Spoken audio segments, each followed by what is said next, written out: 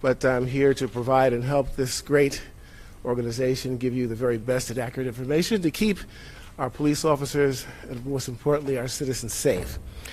For this update on the ongoing homicide and assault investigation, joining us today is Police Commissioner Keishant Sewell, First Deputy Commissioner Edward Caban, Chief of Department Ken Corey, Chief of Detectives James Essig, and Gary Jenkins, Commissioner, Department of Social Services.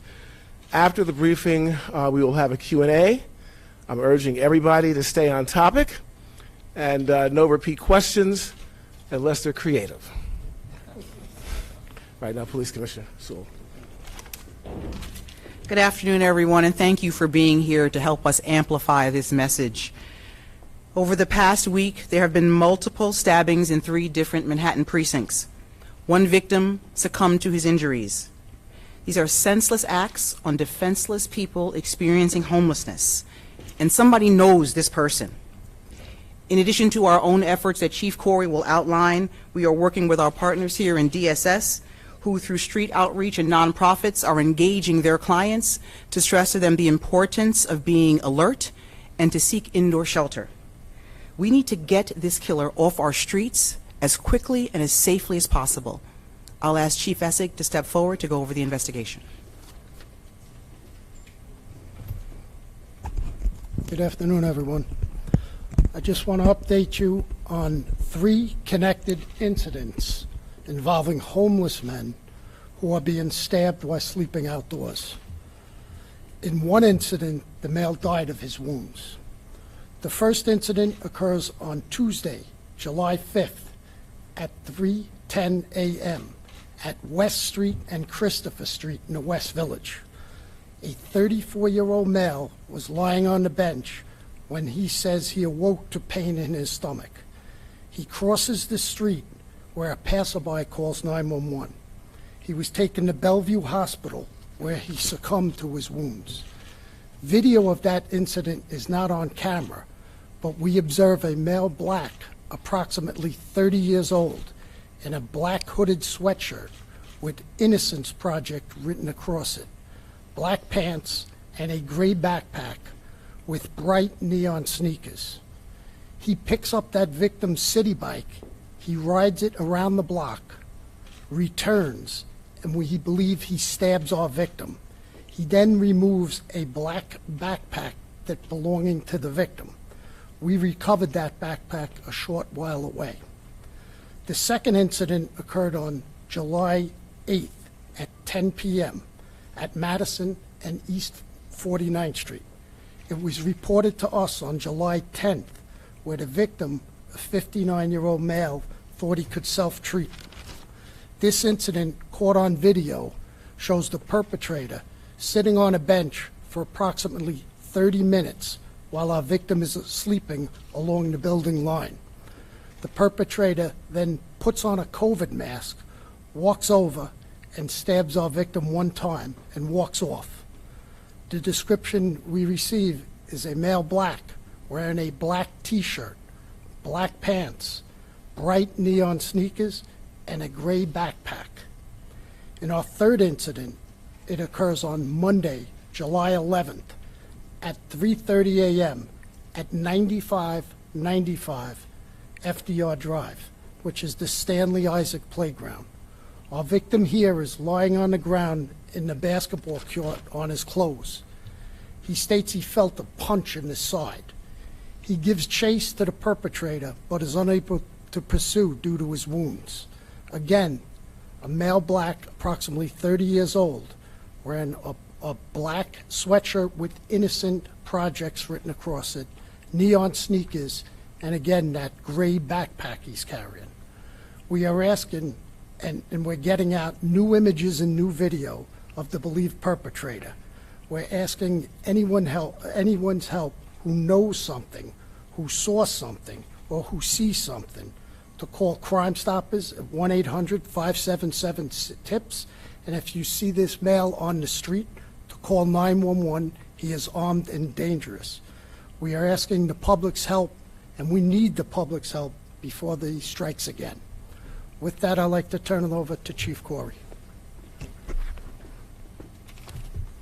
Thank you, Chief Essig. All right, good afternoon, everyone. So some of the steps that the NYPD has taken in response to these 3 assaults that Chief Essig detailed. Photos of the individual, some of which we're running on the screens here, have been pushed out to all of our department smartphones. So they are in the hands of all 35,000 police officers right now who are searching for this individual. They've also been shared with our private security partners through our Sentry network. So those same images were distributed to them, and we asked them to freely distribute them so that we can get them into the hands of all New Yorkers as quickly as possible. That includes security staff at the shelters, which Commissioner Jenkins will speak about.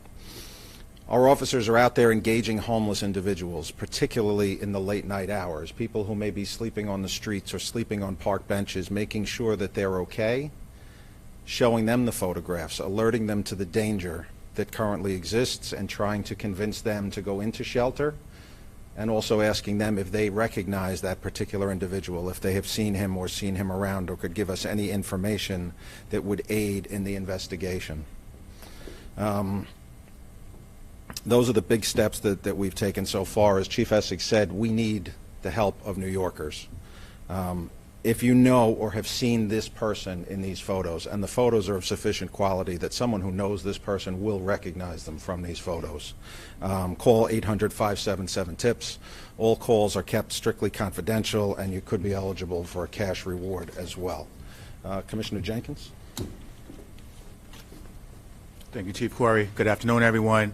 The Department of Social Services, Department of Homeless Services, our outreach staff are out there each day and night, really communicating to our unhoused individuals the importance of coming inside to be safe, and we are not going to be deterred from our objective. We want to make sure that our unhoused individuals know that we have capacity within our shelter system so they can come inside and be safe. So I applaud the staff that's out there each day and night doing this really courageous work. But, you know, in this time, we want to make sure that our unhoused individuals know that the city is here to help them and to house them. Thank you. Take a couple questions. Mark Morales, CNN.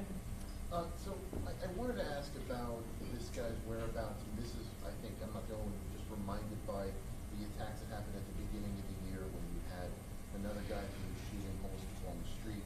This seems eerily familiar. Do you have any details as to where he went immediately after those assaults? Did he go to any other cities? Some of this one. You're talking about the one in January or this one? This one. We've been tracking him on video. Again, he's been hitting in the West Village up into the 95th Street, so he's been a large swath of land he's been covering. But we've been tracking him. We think he's might have been using the subway, and as we get better images out, we'll be getting that out to the public. No indications of left town? Not at this point, no. Rockwell, Daily News. Chief, as a chief, are the victims, other than being homeless, are they connected in any way? Do they know each other? The investigation, no. We have received no information that they know each other. And the Sweatshirt Innocence Project, is that the organization, the Innocence Project, and if so, has there been dialogue between the police department and them about Well- t-shirts or sweatshirts that were given away, some indication you Well, attended an event there? As far as the innocent, we believe it's just a T-shirt, but that'll be part of the investigation, going forward. But we have no reason to believe he has any association with the Innocent Project. Cal Diori, 1010 Wins. Yeah, he said that he took the first weekend, he took his backpack, couldn't get any prints or anything off that, stolen. That's part of the investigation. That's part of our ongoing investigation. We have the backpack, we believe, that belonged to the victim that the perpetrator took from him. So that's an investigation. Tina Moore, New York Post. I just have a question about the bike. Can you get prints off that? And where did he ride it? He just rode it, how far? The bike was laying next to our victim. He picked it up, rode around the block a few times, then drops it off, stabs our victim. We do not recover that bike. Nicole Johnson, Channel 11. Good afternoon. There was an incident this morning at Washington Square Park, a homeless man slashed or stabbed. Any reason to believe that that incident is connected to these? We investigated that, obviously what's going on, and we ruled it out being connected to this. Those were two people who knew each other who were involved in a fight.